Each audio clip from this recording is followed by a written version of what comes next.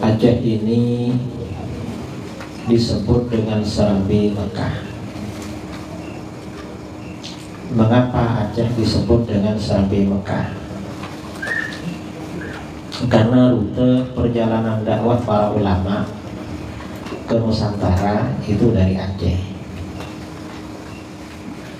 Di Indonesia, para dai yang populer itu disebut dengan Wali Songo. Wali Songo itu sebagian orang tuanya di Aceh, anaknya dikirim ke Jawa jadi Wali Songo, kiriman dari Aceh. Karena rutenya memang lewat Aceh. Sayyid Abdul Malik bin Alawi itu sepupu atau misanan dengan Al-Fatih Al-Muqaddam Muhammad bin Ali Bahalawi bin Muhammad Shahid Mirban. Nah, Sayyid Abdul Malik ini zurri yang menurunkan ulama-ulama penyebar Islam di Indonesia, di Nusantara, mulai dari Thailand, Malaysia, Indonesia, kemudian Filipina sampai ke timur. Ini kebanyakan memang anak cucu Sayyid Abdul Malik.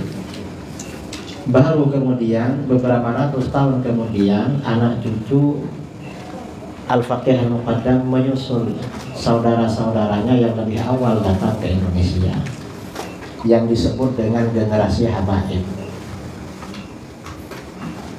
Sayyid Abdul Malik ini berangkat ke tanah suci Mekah,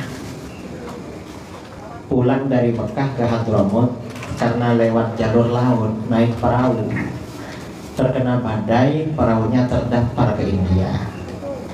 Akhirnya gak bisa pulang ke India, gak bisa pulang, menikah dengan orang India. Kebetulan yang dinikahi ini keluarga bangsawan, maka anaknya diberi gelar Sayyid Abdullah Al-Madkhal. Kemudian putranya Abdullah ini gak tinggal di India, merantau lagi. Kemana? Makamnya ada di Uzbekistan. Lalu di Uzbekistan punya anak Sayyid Ahmad Shah Jalal. Lalu punya anak lagi Sayyid Jamaluddin Al-Husain. Sayyid Jamaluddin Al-Husain ini kata para ulama yang pergi ke Aceh. Lalu cucu-cucunya Sayyid Jamaluddin Al-Husain ini jadi ulama yang tinggal di Jawa, seperti Maulana Malik Ibrahim. Itu ayahnya mungkin di Aceh. Atau misalnya Maulana Ishaq, ayahnya Sunan Giri, itu di Aceh. Cuman Sayyid Jamaluddin Al-Husain ini sepertinya tidak tinggal di Aceh. Mungkin ya punya anak di sana, karena makamnya ada di Wajo di Sulawesi Selatan makamnya. Jadi merantau-merantau. Orang Aceh itu merantau dari dulu. Saya bulan Ramadan kemarin undangan safari ceramah di Amerika Serikat sama di Kanada.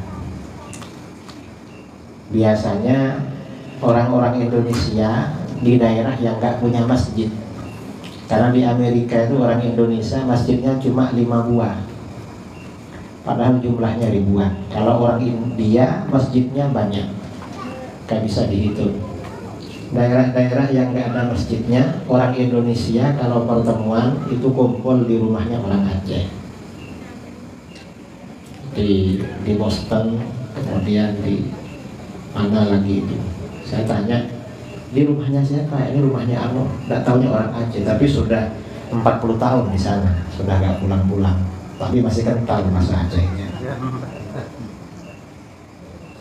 Memang jadi disebut Serambi Mekah itu karena para dai itu dulu transitnya di Aceh. Dai dari India, dari mana, lalu di Aceh.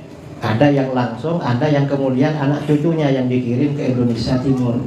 Sampai Indonesia bagian timur, seperti daerah Papua, kemudian juga Nusa Tenggara Timur, Nusa Tenggara Barat. Itu satu rute perjalanan. Ini dakwah. Dan ini yang perlu kita paham dakwah Islam di negeri kita ini memang khas Islam Ahlus Sunnah wal Jamaah. Di dalam fikih mengikuti mazhab Imam Syafi'i, akidahnya Imam Asy'ari, tasawufnya Imam Junaid al-Baghdadi. Tarekatnya bermacam-macam sesuai dengan perkembangan. Itu masalah tarekat ya. Ini perjalanan dakwah. Jadi merantau memang dari dulu. Nah, yang perlu kita tahu sekarang, Islam ini Islam yang disebarkan kepada bangsa kita itu Islam Ahlus Sunnah wal Jamaah. Sekarang ini tantangannya banyak. Ini tantangannya, tantangan umat Islam. Dan masyarakat Muslim sekarang, terutama orang tua, itu perlu mengawasi anak-anak. Artinya menjaga anak-anak. Karena aliran-aliran ini bermacam-macam, aliran-aliran yang menyimpang dari Ahlus Sunnah wal Jamaah, mulai dari faham Wahabi. Faham Wahabi ini luar biasa. Katanya dekat-dekat sini ada sekolah Wahabi, entah sebelah mana. Tadi Tengku Muhid bisik-bisik pada saya. Tapi bukan punya orang Aceh katanya, orang Medan.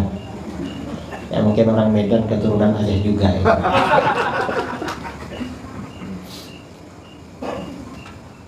Ini Wahabi.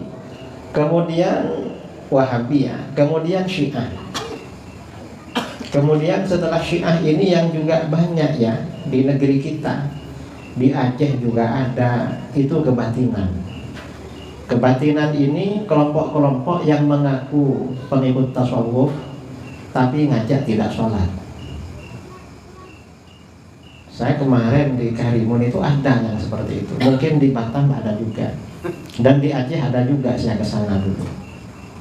Hampir mirip-mirip aliran ini. Nah, yang terbaru ya, ini aliran-aliran Islam. Kemudian ada aliran-aliran pemikiran modern. Lebih bahaya dari Wahabi, lebih parah dari Syiah dari Wahabi. Karena pemikiran ini stadiumnya, levelnya itu bisa murtad, bisa keluar dari Islam. Aliran apa? Liberalisme, pluralisme.